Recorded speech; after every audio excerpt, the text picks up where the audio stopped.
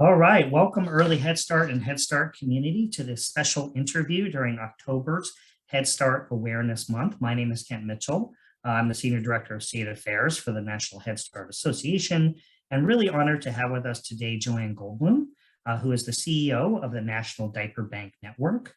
Joanne, thank you for joining us today to celebrate Head Start Awareness Month and raise awareness around diaper needs, something that is near and dear to our community, especially our early Head Start leaders who address the diaper needs of over 200,000 children and families each year. So welcome today. Thank you. I'm happy to be here. Great. Thank you so much for making the time. So I thought for those who don't know, we might just start with some definitions. So a couple definitions I think our audience is interested in. First, what is diaper need? And second, what is a diaper bank?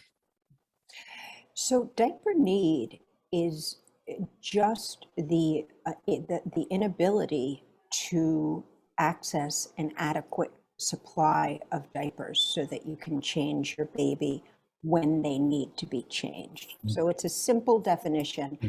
What are diaper banks? Diaper banks, so the National Diaper Bank Network is made up of over 250 independent 501c3s, and they are diaper banks. Most diaper banks work on the model of food banks, so they work with partner agencies. So I would not be at all surprised if Early Head Start and Head Start, not that I wouldn't be surprised, I know that there are a number of programs that work collaboratively with diaper banks in their community and in fact get their diapers. What some Head Start programs have done in Early Head Start is use diapers as a part of their federal match, so that the diaper can be part of the community match from a diaper bank. There also are diaper banks that have been written into Early Head Start grants in that way. So there's lots of opportunity for collaboration. Oh, great. Well, thank you for giving us that background about this issue. So one thing I was really struck by when I was doing my research for this is that, you say your network says that 1 in 3 families struggle to provide clean diapers. Obviously, this is a strikingly high statistic. And I was wondering if you could give us more background, historical, economic, otherwise. Why is that figure so high? So, the truth is that when you stop and look at poverty statistics for the United States, the number isn't so surprising, right? 40% of US children are poor or low income. So, it really, sort of goes with that number. And we all know, and you at Head Start know this better than anybody, the largest population of people in poverty in the United States is young children. So, to me, it's not a surprising number. I think that, in the US, we don't look at poverty realistically.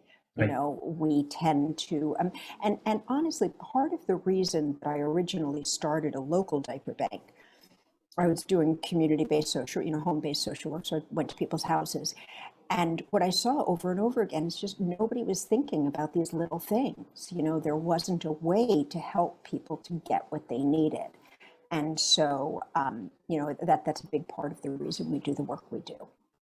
That's a great point. I mean, we sometimes hear numbers about poverty, but don't focus a lot on it. And what I love, or not love, but I think is valuable about this issue is that it brings to light child poverty and the economic hardships families face in such a tangible way. Anybody who's had a child has held a diaper, used a diaper, etc. So I think it really helps make the case. And appreciate all the work you guys are doing. What I often say is that diapers are a window into poverty for exactly the reason that you just said. Absolutely. Most of us, whether you've had a baby, whether you take care of a baby, Yeah. So what's the state of diaper need right now? Are we making progress? Are we falling backwards? And maybe you could speak to also, is there a sustainable solution we're looking at for diaper need? So, the state of diaper need is that we are making progress. We have diaper banks across the country. We have state legislation that is moving. Not there 100% yet. We've done a lot of work around a sales tax, both for diapers and period products, because we do recognize that sales tax is a regressive tax. So those who have less income are paying a larger percentage. And so, that's just intrinsically unfair. So we are working to remove state sales tax. So that's one thing. We also, various states are beginning to spend some money on diapers. California is certainly leading the way. Connecticut also has, and there are some other states. Connecticut and California have used non-COVID money. Other states during COVID, Georgia, for example, has just put a lot of money towards it, Washington State, but that's COVID money. But our hope is that it's continued post-COVID. This is a start. There is federal legislation, the End Diaper Need Act. We're hopeful, not confident, but hopeful. And we do have, Representative Rosa DeLauro and Representative Barbara Lee have been incredibly supportive, as well as Senator Bob Casey and Senator Chris Murphy, Senator Tammy Duckworth. There are so many of them. We do have real support. So, if it doesn't happen this year, I feel it moving. It's a big issue, and it's a lot of money. So we're very cognizant of finding the right mechanism to pay. We don't want to, like you hear a lot of people say, and we use it as a talking point, that you can't use SNAP or WIC for diapers. And that's true, but we're not advocating that SNAP or WIC begin to pay for diapers. We're just pointing it out because that's what most Americans who haven't used public assistance think, that those are just like cash you use at the supermarket. Right. But we know that those are both funding streams that are chronically underfunded, and we in no way want to. We feel like if all that happened was we sort of opened those up, it'd sort of be a false sense of actually helping people. Okay, thank you. I wanted to ask about the child tax credit. Actually, that was something I was thinking about coming in, and obviously there's a big debate in Congress about making that permanent. So I love that you're talking about public sustainable solutions. Does your network have a sense of how the child tax credit families might be using this for this purpose, or any early information about the expanded tax credit? Yeah, so certainly we have not done research. So what I'm going to say is, anecdotal.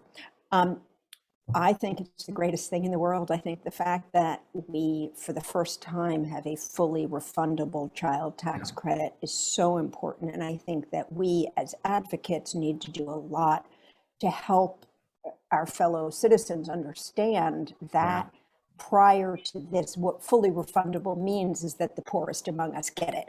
And that this sort of product that was meant to ameliorate poverty didn't go to people in poverty because you had to file taxes to get it. So that is amazing. I was actually just at a roundtable this morning with Senator Casey outside of Philadelphia, and there was a parent who described that what she did was pay her light bill, pay her rent, and pay. So this is fascinating. It's one of these little things nobody thinks about. Her kids are in school, and they had to quarantine for a week because another child had COVID. To go back, they needed to show a test that was negative. Her pediatrician wouldn't do it unless the kids had symptoms. So she had to pay to go to urgent care.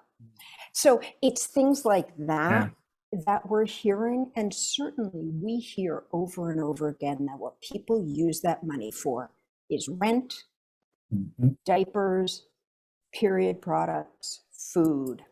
And I wonder, I expect you're hearing the same things. Yeah, and our community has been very active promoting the new tax credit and getting folks to sign up, like you said, non-filers in particular. So I know you know a lot about Early Head Start. That was clear from your early comments today. and you've been in this field a long time. What do you like about Early Head Start? What do you love about Early Head Start? I think our field would love to hear from an outside partner about that. Sure. I think that Early Head Start is the closest thing the US has to sort of home-based support for new parents. I have a good friend who lives in the Netherlands, and she had somebody come to her house once a week for a year, and it wasn't because she had any particular need. And I see Early Head Start as much the same thing. It is, I'm not telling you anything you don't know, right? There's not enough of it. There's not enough money for it. There are lots of things that you're supposed to do, and there's only enough money to do some of them. But I think that Head Start and Early Head Start really respect parents and children and really meet families where they are. I love the fact that Early Head Start has both, and this is of course pre-COVID, I'm not exactly sure what you're doing now, but both in center and in home. And I think that that is great to have that kind of flexibility. So many programs that serve people in poverty in the United States don't give any kind of options. It's one size fits all. And I think the fact that Early Head Start is flexible is really something that you guys should be really proud of. I think it's a very special thing. I also think the fact that Head Start and Early Head Start hire so many people who have been, have used Head Start either as parents. I know that in New Haven, I knew people who had gone to Head Start as children and were now teachers or community aides or what have you. And that is another thing that you don't see very often. And I think you guys do incredibly well.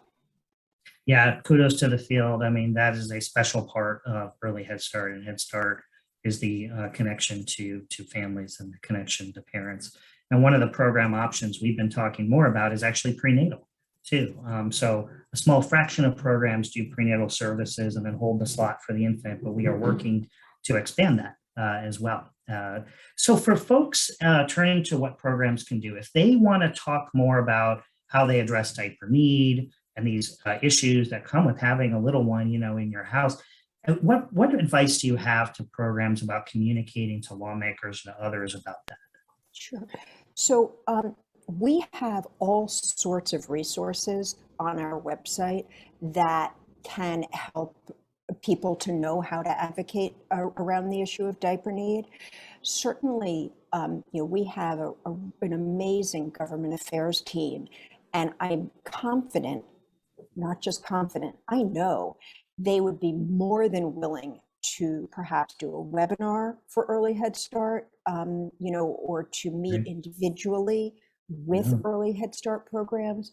We do have a listing on our website of all of our members, and certainly Early Head Start programs can reach out directly to diaper banks in their community. Also, if there are Early Head Start programs that want to talk about how some programs have partnered in grants and things like that, if they contact us, we can put them in touch with programs that have done that. Excellent. Thank you so much. Well, our communities share so much in common, and clearly on the ground, I'm sure they are talking and they are doing things, as you said.